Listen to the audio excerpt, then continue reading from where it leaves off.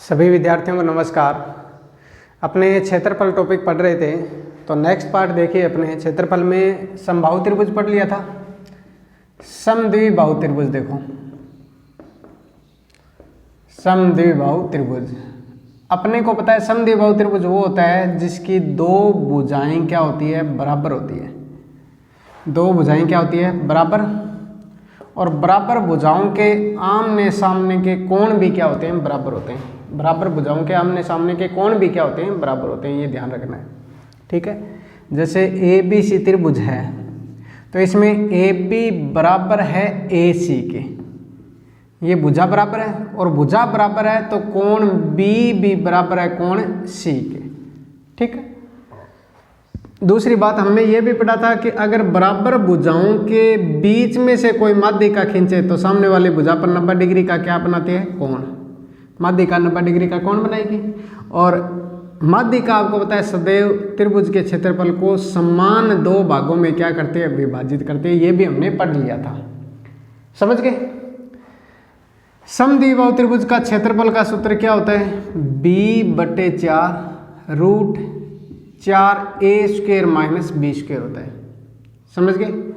या हम ये कह सकते हैं s-a root s minus b। ये त्रिभुज के क्षेत्रफल का फॉर्मूला होता है समद्विबाहु का। आप ध्यान रहे ज़्यादातर इसी फॉर्मूले का यूज किया करो ताकि अपना जो कैलकुलेशन है इससे जल्दी होता है। आप इस फॉर्मूले में मान रखोगे ना तो जल्दी आसान, मतलब जल्दी हल हो जाएगा क्वेश्चन, और इसमें थोड़ा सा टाइम लगेगा। फॉर्मूले दोनों ही सही है, समझ के बात ये। उसके बाद समद्विबाहु त्रिभुज का जो परिमाप है, परिमाप आपको पता है 2a प्लस क्या होता है b, क्योंकि दो भुजाएं बराबर होती है।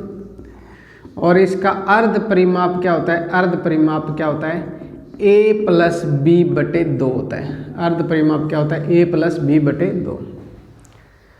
अपने को अगर आप कह दो समद्विबाहु त्रिभुज के अंतःवर्त की त्रिज्या का फॉर्मूला बताओ, तो अंतःवर्त की त्रिज्या का आपको पता है क्या फॉर्मूला होता है, त्रिभुज का क्षेत्रफल बटे अर्ध परिमाप। बताया था पहले, है ना। पहले या दूसरे वीडियो में आप देख लेना, सब सारा बताया हुआ। ये परिवर्त की त्रिज्या का होता है, वो क्या होता है, त्रिभुज की तीनों भुजाओं का गुणा कर दिया करो और 4 गुणा त्रिभुज का क्षेत्रफल। तो इसके अंतःवर्त और परिवर्त की त्रिज्या भी ऐसे निकल जाती है, समझ के बात ये।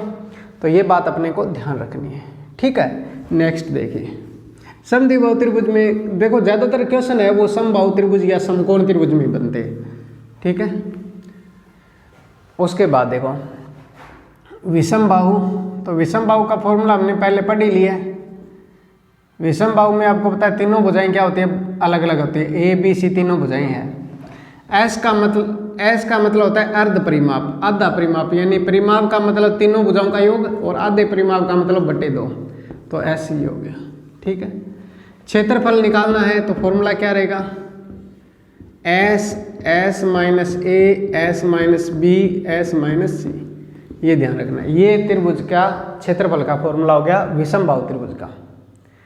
अब विषमबाहु त्रिभुज के अंतःवर्त की त्रिज्या, परिवर्त की त्रिज्या, विषमबाहु त्रिभुज के अंदर सबसे बड़ा वर्ग बनाना, उस वर्ग की भुजा क्या होगी, तो ये सारी बातें दूसरे वीडियो में, दूसरे पार्ट में या पहले पार्ट में मैंने बता दिया है। स्टार्टिंग वहीं से की थी, तो ये ध्यान रखना।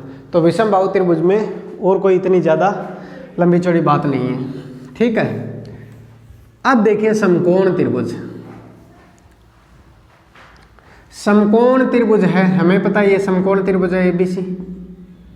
समकोण त्रिभुज में पाइथागोरस प्रमेय का यूज होता है। कर्ण स्क्वायर बराबर क्या होता है, आधार स्क्वायर प्लस लंब स्क्वायर।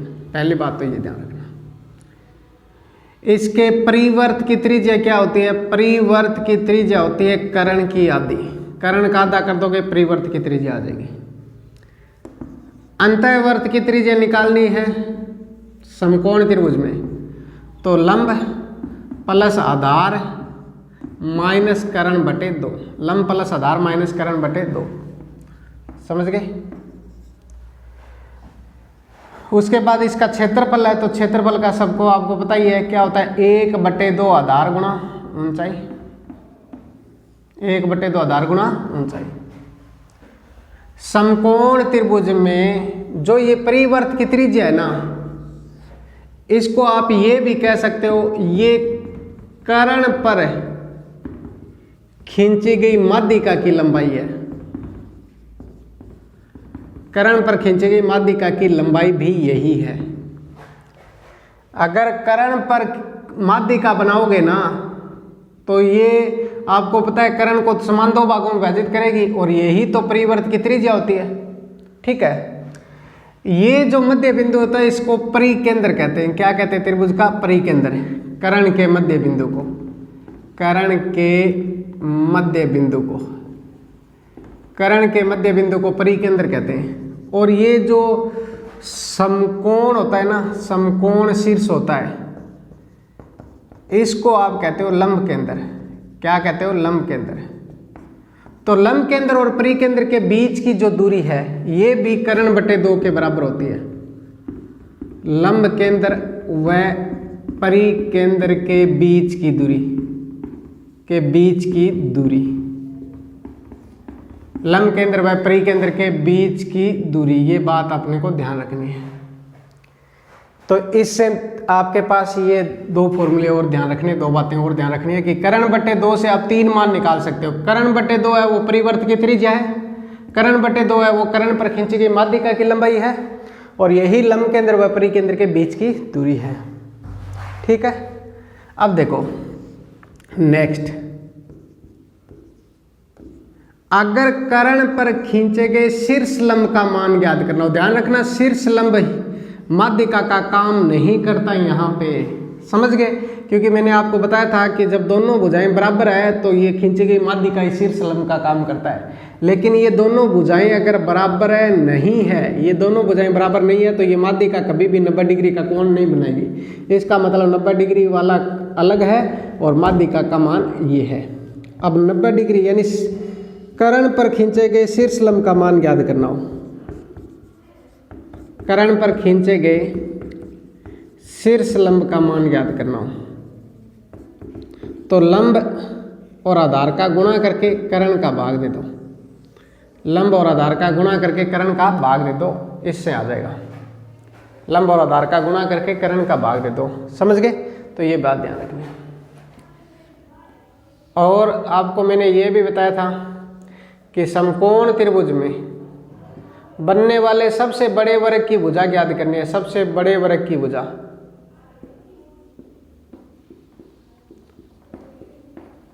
सबसे बड़े वर्ग की भुजा,